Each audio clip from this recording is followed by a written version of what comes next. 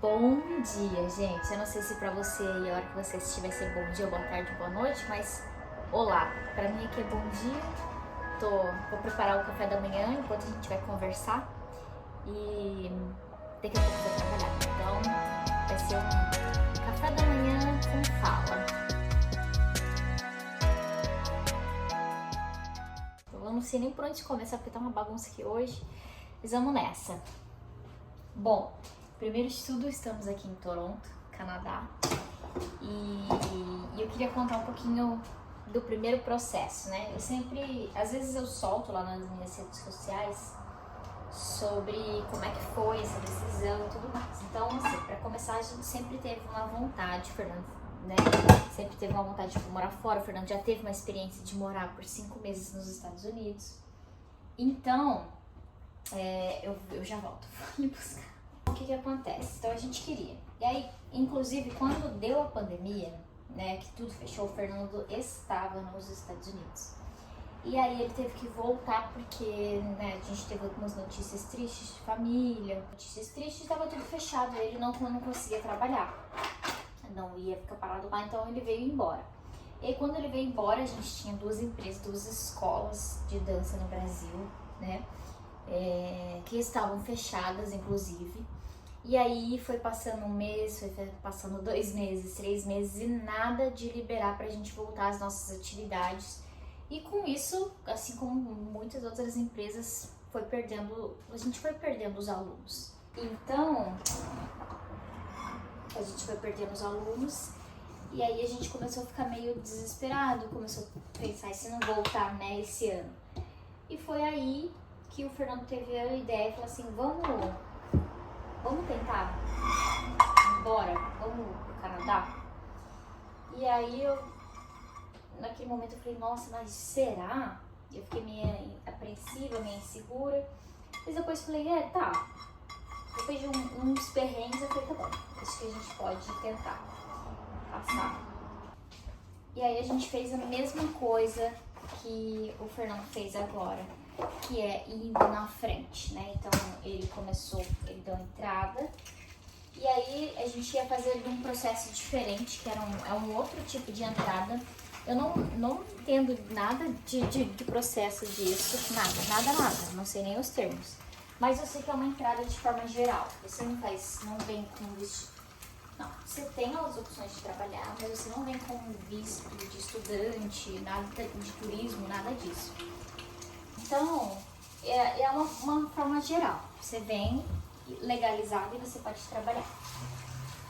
E não precisa estudar, né? Então, era uma forma geral. Eu não sei qual é o nome desse método. E para isso, teria que fazer uma prova do IELTS.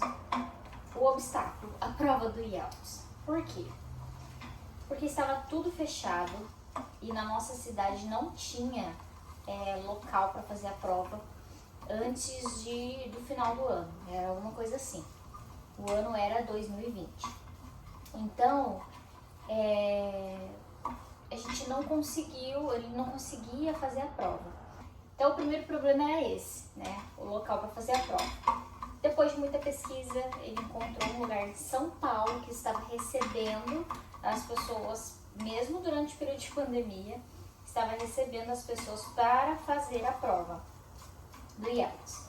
E aí, gente, fazer a prova pro Fernando não era um big problem. Por quê? Porque ele fala fluente inglês. Ele nunca teve problema de não lembrar a tradução, como é que fala isso, como é que fala aquilo. Ele fala realmente fluente. Então isso não era um problema para ele. Então, a gente foi, juntou o dinheiro, ele fez a inscrição e foi fazer a prova. Foi na prova, ele voltou, eu falei, como é que foi? Ele, não, foi tudo certo. Brilhante, eu fiquei, ótimo. O primeiro passo já tá dado, daqui a pouco chega o resultado. Gente, aí o resultado chegou por correio, chega uma carta por correio. Quando chegou o resultado, ele ficou chocado, porque o resultado deu uma nota super baixa, como se ele, assim, não soubesse falar inglês.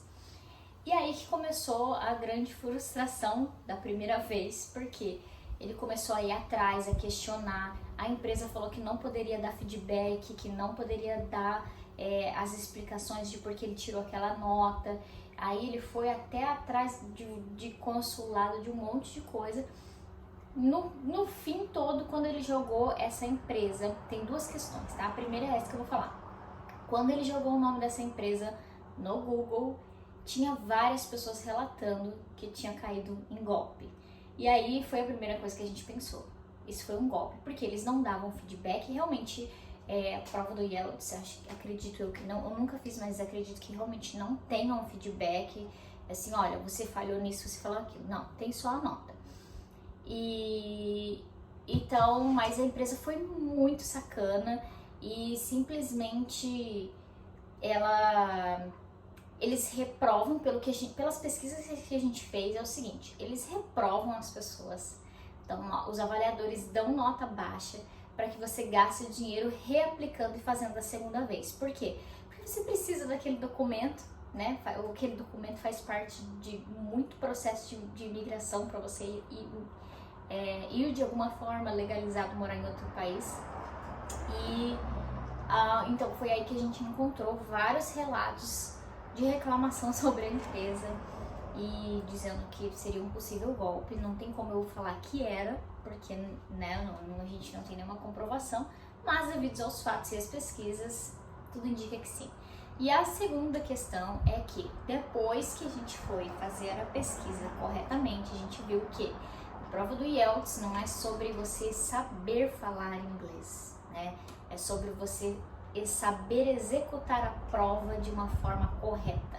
Então a prova tem uma estrutura e você tem que seguir aquela estrutura.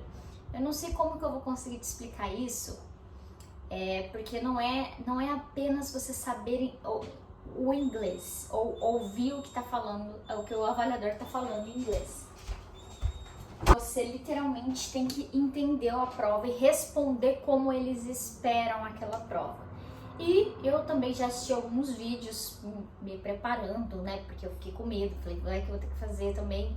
Então, assistindo alguns vídeos, eu vejo o pessoal falando também sobre o sotaque britânico. Não é que você tenha que ter o sotaque britânico para fazer a prova, mas o IELTS é uma prova que cai mais pro lado britânico. Então, o avaliador vai te falar certamente vai falar com você com esse sotaque. Então, o seu ouvido tem que estar pronto para aquele sotaque e, se possível, você ter um sotaque ali, né, também te ajuda nessa prova, nessa avaliação. Como eu disse, eu não entendo nada. O que eu tô falando para vocês é baseado na nossa experiência que a gente teve e não nas pesquisas que eu fiz no YouTube, no Google, enfim, na galera aí. Então essa foi a nossa primeira tentativa e aí veio a prova, a gente já tava com dificuldade financeira, aí reaplicar a prova, depois de caiu, aí naquele momento a gente só pensava que foi um golpe. Então reaplicar a prova, gastar dinheiro para ter um não, vai que, enfim. Aí a gente abandonou e eu falei pro Fernando assim, quer saber? Às vezes eu acredito muito que tudo que acontece na nossa vida é por algum motivo. Não é pra ir agora, não é. Vamos levantar, vamos fazer do jeito que a gente sabe, do jeito que a gente pode, vamos recomeçar, a hora que daqui a pouco vai liberar e vamos reconstruir, vamos tentar, vamos dar o nosso máximo, porque pelo menos se a gente resolver ir no ano que vem ou lá na frente, a gente vai falar, não, a gente foi até o fim, a gente foi até o fim, a gente deu o nosso máximo e a gente não desistiu. Então, e foi isso, foi a melhor coisa que a gente fez, falar bem a verdade, porque a gente cresceu muito, a gente conseguiu reconquistar, né, muitas coisas na nossa vida, e foi o que eu disse, logo em seguida a escola reabriu, a prefeitura liberou para reabertura, a gente começou do zero, mas assim, não é uma história que eu tenho para contar hoje, pra mim mesma, de superação, de força. Eu falei, putz, Jéssica, vocês foram realmente, assim, fortes, sabe? Então, realmente, o que eu falei pra ele naquele momento fez todo sentido no final. Às vezes, tudo acontece, às vezes não. Tudo acontece na hora que tem que acontecer, do jeito que tem que acontecer. É claro que a gente tem que estar disposto, né, para aquilo. Só imaginar e só esperar também não é milagre, não vai acontecer. E foi assim, gente, que daí Deixa eu mudar essa câmera de lugar. Então, foi assim que nós tivemos essa primeira tentativa frustrada e de vir para o Canadá de uma forma geral, sem ser como estudante. Nesse momento, nós estamos os dois como estudante, não sabemos se vamos ficar, o que vai acontecer. Por enquanto, nós estamos experimentando, conhecendo o mundo, vivendo, para ver o que vai ser. Porque lá em outro país também não é mil maravilhas. Não está sendo ruim, mas não é mil maravilhas. Não que eu tive essa ilusão em algum momento. Mas muitas pessoas acham que a vida dela vai mudar e realmente vai mudar. Mas essa mudança ela não acontece da noite para o dia. Essa mudança para melhor. Primeiro você tem que descer no fundo do poço, para depois você se reconstruindo, encontrando o teu lugar, encontrando o teu ambiente. E aí tem a língua, a questão de trabalho, são coisas totalmente diferentes. A gente acha que é igual e é extremamente diferente. Então, por isso que eu falo, tudo acontece da forma e na hora que tem que ser. Bom, eu acho que é isso que eu tenho pra falar nesse primeiro vídeo. Eu queria compartilhar essa primeira tentativa, essa primeira história. Porque se você, até uma dica, se você tá pesquisando sobre, pesquisa tudo mesmo. Todas as empresas que você precisar, porque eventualmente você vai precisar de agências para te ajudar. Você vai precisar de pessoas, de consultores, enfim, de advogados. Seja lá o que você for precisar e qual caminhada você vai escolher, qual país, pesquise, joga, não para de assistir, porque eu sei, eu mesmo, assim, eu tenho uma preguiça, mas não é preguiça, ai, que saco, é preguicinha, sabe, de ter que ficar assistindo as pessoas falarem, ai, que saco. Então, eu mesma tenho essa preguiça, mas eu aprendi que a gente tem que parar e estudar, aprender, pesquisar, colocar lá. A gente tem tudo na mão hoje em dia, né? Então, todas as ferramentas nos ajudam a fazer essas pesquisas. Então, é só jogar lá no Google, fazer a pesquisa, perguntar para quem já foi. Cuidado com os vídeos de youtubers. Foi até uma coisa assim que me deu um gatilho de começar a falar e compartilhar um pouco do nosso processo aqui. É que no YouTube, nas redes sociais, as blogueiras que já estão imigrando fora ou que já estão há um período, me parece que elas floreiam demais, assim.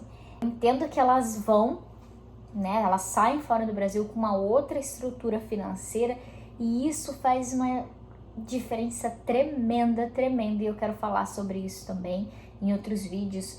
Por exemplo, como foi o processo de mudança, de encontrar uma casa para morar e tudo mais. Eu quero falar sobre tudo isso, mas eu vou falar de uma forma bem real. E eu sei que vai ter muita gente que não vai gostar, vai ter gente que vai gostar, mas é a minha jornada. Não deixa de ser um diário meu isso aqui, né? Então, não quero deixar isso passar no esquecimento. Eu quero fazer esses vídeos como um diário para eu ir gravando, contando e um dia relembrar, um dia olhar e falar, putz, é verdade, eu passei por isso. E também para compartilhar minha experiência com outras pessoas que estão pesquisando, pensando sobre, será que eu vou, será que é para mim? Será que eu devo? E aí todas as coisas que eu falar de dificuldade, já quero adiantar para você que não é para te desincentivar. É para realmente você pegar aquilo e falar, deixa eu pesquisar mais sobre então. Ixi, a Jéssica falou que precisa de dinheiro para isso, então deixa eu juntar mais dinheiro para isso, para eu não passar o perrengue que ela passou. Então a ideia não é te desmotivar de forma alguma. A ideia é abrir os teus olhos para que você pegue aquilo e se prepare. Quanto mais preparados nós estamos para uma coisa, melhor vai ser a experiência. A gente nunca vai estar preparado para tudo, ponto. Mas quanto mais preparado você estiver, mais pé no chão, mais realista você tiver, melhor vai ser a tua jornada. Tenho certeza disso, que aconteceu com a gente. Então, é isso, gente. Eu terminei meu café, na verdade eu fiz só o ovo, né? Porque o café já estava pronto. Vou servir aqui. Vou comer, fazer minha oração. E aí, gente, ó, vou lá ralar um pouquinho, trabalhar.